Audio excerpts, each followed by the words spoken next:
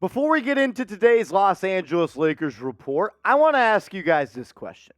If there is one player out there that you want Rob Pelinka to add to this roster, go comment their name down below.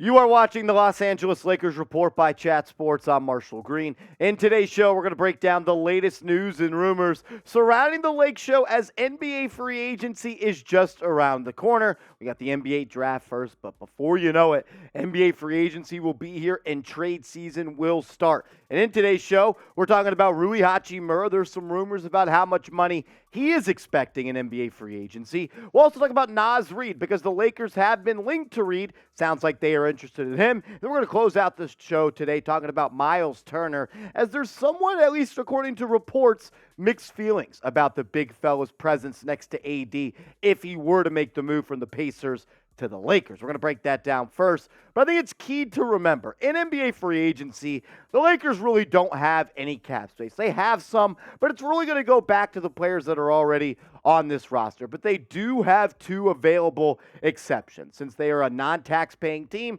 they can offer someone $12.2 million per year. You could split that up a couple different ways if you want to. Then you got the biannual exception of $4.5 million. So theoretically, you could sign a player to a 1-year, $12.2 million deal or a 1-year, $4.5 million deal. We'll talk about potentially that being used on Naz Reid in a second. But first, I wanted to start with Rui Hachimura, a player that was on this roster, a guy that I thought played really well in the NBA playoffs for Los Angeles. I feel like once the Lakers made that move for Rui Hachimura right prior to the deadline, their team kind of became a little bit more dynamic and a little bit more just a better ball club overall. And the reports are coming out that Hachimura is expected to get $15 million per year in NBA free agency. He is a restricted free agent, meaning if the Lakers, if a team signs Rui Hachimura, the Lakers could then match that offer sheet and he would remain in the purple and gold. And let's be honest, Rui Hachimura, he earned an absolute bag in the NBA playoffs. There was times, like stretches of games, where Rui was maybe the second best player on the floor for the Los Angeles Lakers. We saw his ability to be a creator, a scorer, and even a defensive player. The switch up that Darvin Ham had where he guarded Jokic, it was key in game one. I would have liked to see them go to that a little bit more. I don't think it would have won them the series by any means, but the versatility that Hachimura brings makes him an expensive player, and the Lakers, they need to bring him back because what he did in the playoffs was impressive.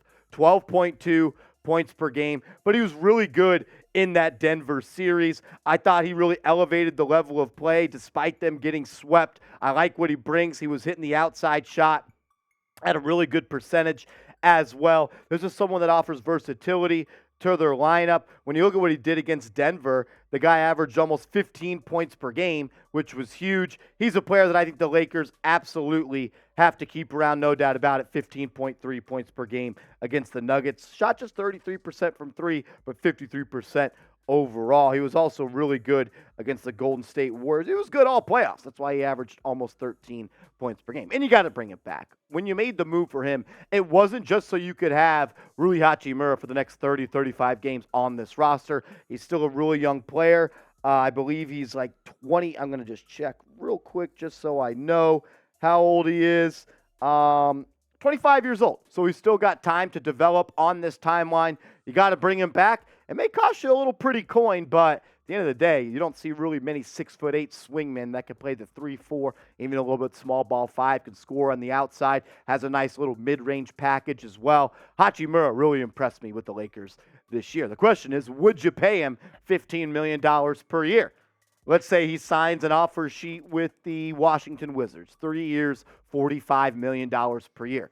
Would you match it? Be the GM. Type Y for yes, type N for no. We're going to talk about Naz Reid coming up around the corner. But first, make sure you guys are hooked up with our proud sponsor of today's show, Bird Dogs. Go to birddogs.com and use the promo code chat, and you're going to get hooked up with a free Yeti-style tumbler. You're also getting hooked up with the best pants and shorts on the market. Look, the temperature, it's getting hotter outside, but Bird Dogs is going to keep you fresh, clean, and cool. They also look good and feel good. They have mastered the comfort while also not sacrificing any of the look. I love Bird Dogs because you can wear them anywhere, anytime, and you're always going to be fit, looking right for the occasion. You can wear them to work. You can wear them to go work out. You can wear them to the golf course. You can wear them to go watch a game somewhere at a bar, hanging out with the homies. Whatever you're going to do, Bird Dog shorts and pants are going to fit the occasion. The fit, the comfort, the versatility. It's a game changer. That's why I'm rocking with Bird Dogs all summer long. And you should too. Go to birddogs.com and use the promo code CHAT. That link is clickable down in the comments and description. They have shorts, joggers, pants, whatever you like. Bird Dogs has it. And I promise you, you're going to love them. I love them. I got them on right now. And it's just a game changer. Get hooked up with them. Links down below. According to reports, Naz Reid is a player that the Lakers have their eyes on as NBA free agency is just around the corner. And I like this idea a little bit, and I understand why the Lakers are prioritizing a move like this. They want more shooting on that roster, and they want more spacing on the floor. And I honestly like the idea of Naz Reid and Anthony Davis playing together in that front court. I wish AD would get back to the bubble AD where he could actually step out beyond the three-point arc and be somewhat of a reliable three-point shooter, but that's what Naz Reid is. I think he shot 35%. We'll look at his stats coming up in a second. And the Lakers could use a floor spacer at the 5. And when you take out Anthony Davis, you could still have that versatility where Naz Reid can step in at that 5 spot, and you can have a pick and pop with Reid and LeBron. Naz Reid is a good player. I don't know if he is a needle mover necessarily, though, for the Los Angeles Lakers. This past year with the Timberwolves, he was averaging 11.5 points per game, 5 rebounds. Not an elite defender, but not a scrub on that side of the court by any means. The thing that makes him attractive to a lot of teams is the fact that he shot 34.6% from downtown. This is someone that you can count on to hit an open shot, and that's why he's going to be a player that the Lakers keep their eyes on. 5 rebounds per game. He'd be a bench big. I like to move. I don't love it, but I do like it, no doubt about it. You be the judge. Let me know what you think. Should the Lakers go out and sign Naz Reid? Maybe he might cost that full non-taxpayer mid-level exception of $12.2 million. Should they spend it all on Naz Reid? What do you think? Type S for sign, P for pass. And I know this. If the Lakers sign Naz Reid or they make another move or they do anything this offseason, we are making a video, because when LA makes a move, we make a video. We're putting out videos every single day, all summer long. News, rumors, free agency, draft trades, whatever you want, we got it. So go down right now and hit that big red button.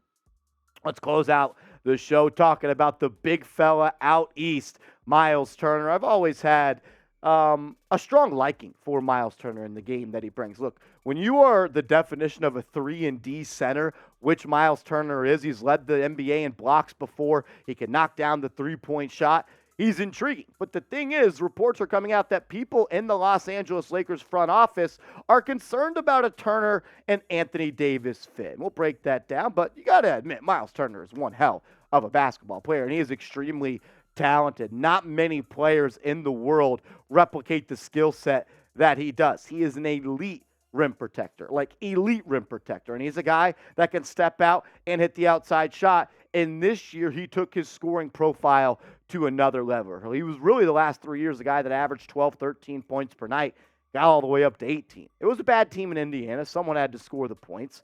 But he took a leap, no doubt about it. And then his three-point percentage went from 33, 34% all the way up to 37%.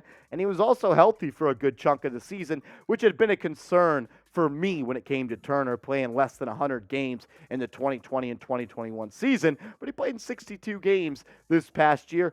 I like him a lot. The thing is, if I'm the Lakers and I'm going to go make a trade for a player, it's not going to be a guy where I got to cash in a lot of my chips for a center. I think Anthony Davis should just be your big man. He needs to be a big man. I think it's pretty obvious. The Lakers need a point guard. The shortcomings of D'Angelo Russell, I feel like, really held this team back in the playoffs, and especially down the stretch of ball games. And as LeBron continues to age, he needs someone else to handle some of that playmaking and on-ball responsibility. And that's why I don't know if I want to trade the necessary chips that it's going to have to cost to bring Myles Turner out west. Good player. I like the player profile. Honestly, one of the most intriguing players in the league, no doubt about it. But I don't know if you need Anthony Davis and Myles Turner on this team, whereas I think you do need an upgrade at that point guard spot. Maybe I'm wrong. Maybe you want Myles Turner on this team, and that's fine. We can have different opinions. Here's your chance to sound off and tell me I'm a dummy. Which big man would you rather rock with? Would it be Naz Reid? Would it be Myles Turner? And obviously, Myles Turner is better than Naz Reid, but factor this into it. If you get Naz Reid, you're still going to have moves and chips and money to go get another point guard. You sign Myles or you trade for Myles Turner, you might be looking at Dennis Schroeder as your starting point guard. So factor that in. Type NR or MT for the big man you're rocking with. Shout out to you guys for tuning in to today's video. We appreciate everybody that steps in the Los Angeles Lakers report. We're going to continue to put out informative, entertaining coverage on the LA Lakers this summer. So if that's what you're looking for here on the good old tube, hit that sub button right now.